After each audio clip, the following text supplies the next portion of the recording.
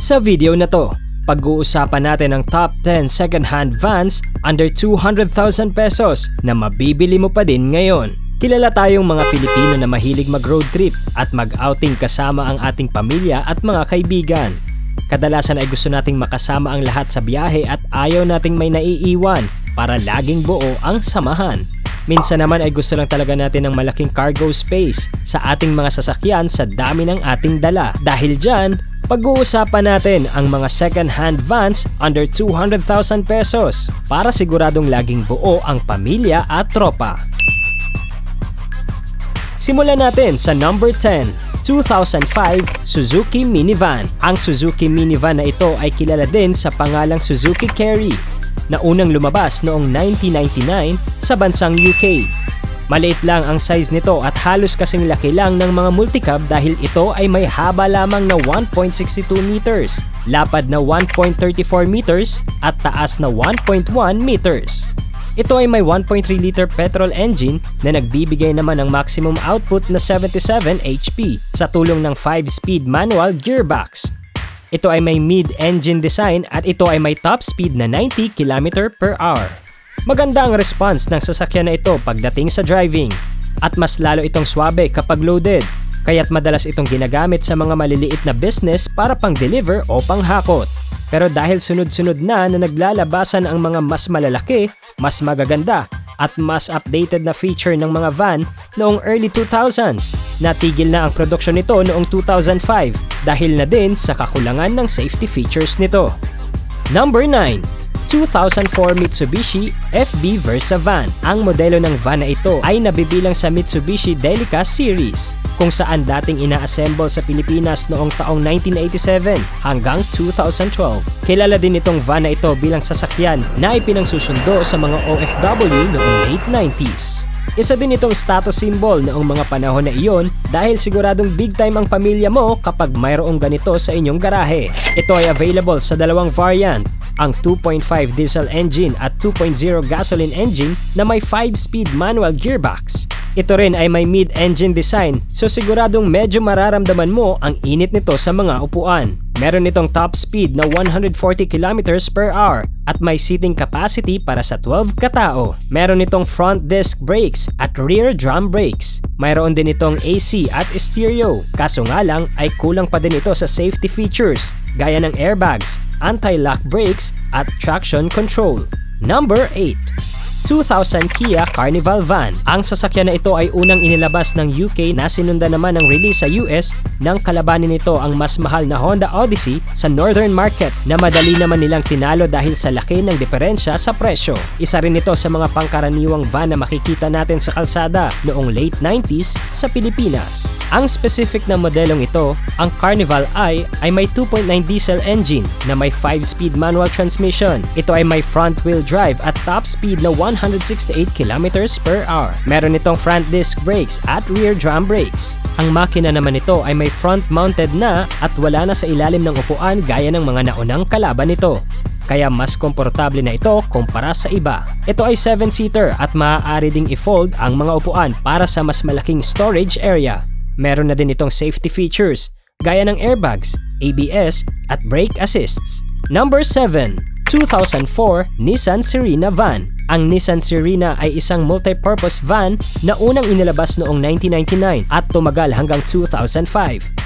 Ito ay isang 8-seater MPV na may 2.0 to 2.5 gasoline or diesel engine. Meron din itong 5-speed manual transmission o di kaya naman ay 4-speed automatic CVT transmission at may top speed na 165 km/h sa tulong ng horsepower nitong 160 HP. Pareho na ding disc brakes ang front at rear wheels nito at tad-tad na din ng safety features gaya ng airbags, ABS, traction control at iba pa. Ito ay front-wheel drive na may hydraulic steering. Front-mounted na din ang engine nito kaya siguradong mas malamig na ang magiging biyahe mo. Number 6. 1997 Toyota Light Ace Van. Ang van na ito ay namayagpag sa ating kalsada noong taong 1997 hanggang 2001 dahil na din sa magandang fuel efficiency nito.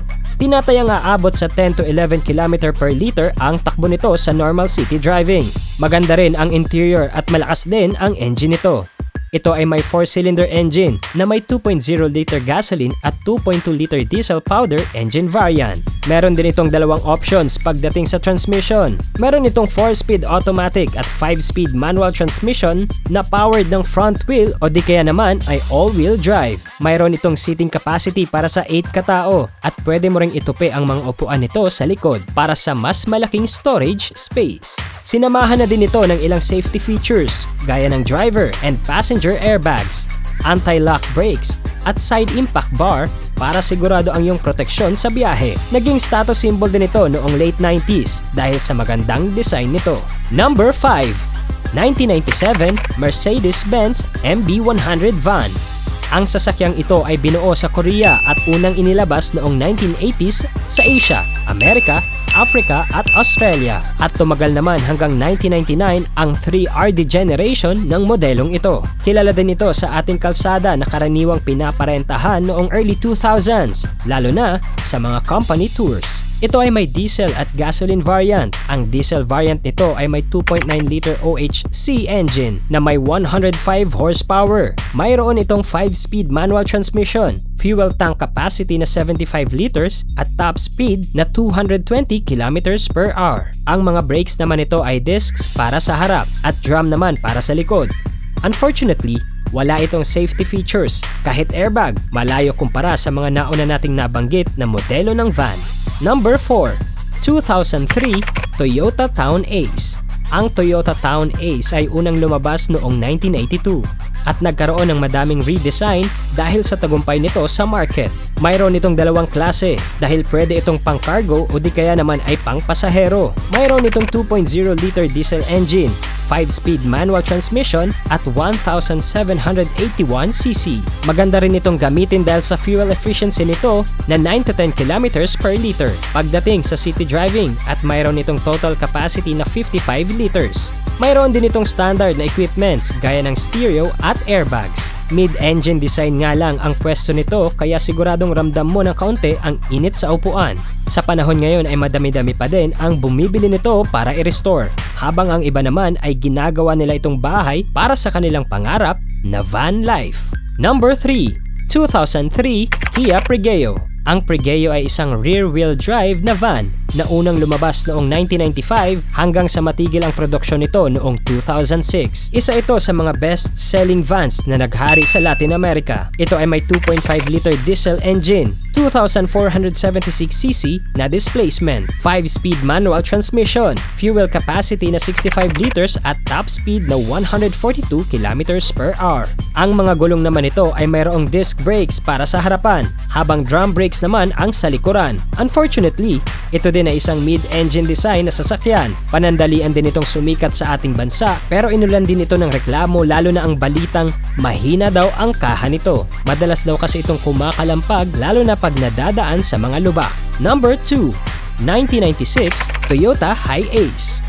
Ito na yata ang pinakasikat na van na tumatak sa isip ko mula pagkabata. Ito ay unang lumabas noong 1967 at mabilis itong umangat sa merkado dahil madami itong posibleng paggamitan gaya ng minivan, minibus, taxi at ambulansya. Comment below kung ano ang pinaka-favorite mong van sa Pilipinas. Ang 1996 model na ito ay available sa 8 at 12-seater options. Ito ay mid-engine design at pwede rin itong rear-wheel or all-wheel drive.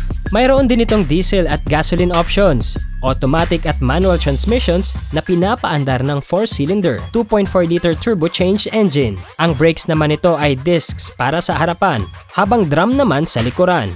Mayroon na din itong standard airbags sa driver at passenger side, speaker system na may kasamang radio at cassette player. Kilala din ang fuel efficiency nito na 9.8 kilometers per liter. Sa panahon ngayon ay madami ding nagre-restore ng model na ito gaya ng 2003 Toyota Town Ace para sa kanilang pansariling van life. Number 1. 1996 Toyota Lucida Van. Ang Toyota Lucida van na ito ay kabilang sa Toyota Prevea lineup na unang lumabas noong 1990 sa North America at tumagal ng 3 henerasyon hanggang 2019. Kilala ito bilang isang multipurpose van o minivan dahil ginamit din ito sa iba't ibang industriya. Ito ay may 2.4 liter, 16-valve, 161 HP supercharged engine na may option for diesel at gasoline. Available din ito sa transmission na 4-speed automatic o di kaya naman ay 5-speed manual transmission. Ito ay may seating capacity para sa 7 na katao at mayroon din itong basic features gaya ng radio at cassette player, airbags para sa driver at passenger side, at anti-lock brakes. Semi-mid-engine design naman ang pwesto ng makina nito, kaya medyo may mararamdaman ka pa ding init sa iyong harapan, lalo na kapag traffic. Mag-like at subscribe na for more contents na katulad nito. Meron din kaming mga products at merch. Yung links nasa description. Salamat sa panonood!